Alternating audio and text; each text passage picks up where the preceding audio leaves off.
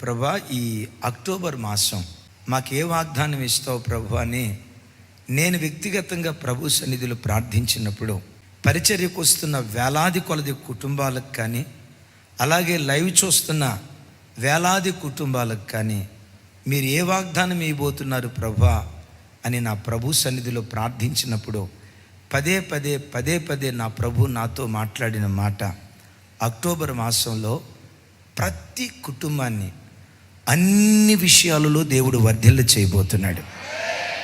భక్తుడైన యోహాను గారు తన ప్రియ శిష్యునితో, తన ఆత్మీయ కుమారుడితో అంటాడు, ప్రియుడా, నీవు ఆత్మలో వర్ధిల్లుచున్న ప్రకారం అన్ని విషయాలలో వర్ధిల్లుచు సుఖముగాను సౌఖ్యముగాను ఉండవలెనని నేను ప్రార్థించుచున్నాను.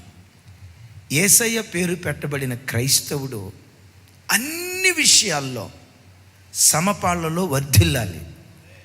మీరు అడగొచ్చు, అన్నయ్య బైబిల్లో అన్ని విషయాల్లో వర్ధిల్లిన వాళ్ళు ఎవరైనా ఉన్నారా? ఉన్నారు. దేవుడైన యెహోవా అబ్రహామును అన్ని విషయములలో ఆశీర్వదించెను అని రాసింది. ఇది పాత నిబంధనలో రాయబడిన మాట అయితే, ఇది పాత నిబంధన కదండి అని కొట్టివేయటానికి వీల్లేదు.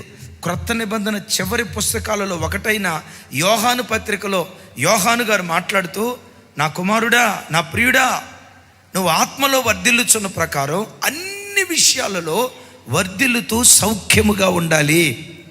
యేసు నామం పేరిట తమ్ముళ్ళారా, తల్లులారా, ఈ అక్టోబర్ మాసం నీ కుటుంబం అన్ని విషయాలలో వర్ధిల్లేటట్లుగా దేవుడు కృప చూపించును గాక.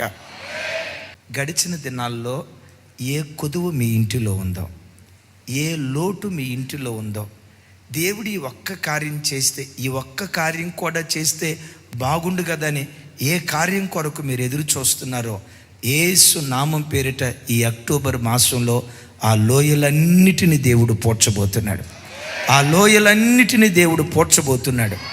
అన్ని విషయాల్లో ఆత్మీయతకు ఆత్మీయత, ప్రార్థనకు ప్రార్థన, ఆర్థికానికి ఆర్థికం, కుటుంబంలో శాంతి సమాధానాల విషయంలో శాంతి సమాధానాలు, ఆరోగ్యానికి ఆరోగ్యం, ఏది కొదువుగా ఉందో ఈ మాసం నిశ్చయంగా గిన్నె నిండి పొంగి పొర్లునట్లుగా అన్ని కోణాల్లో నీ దేవుడు నేను దీవించునుగాక.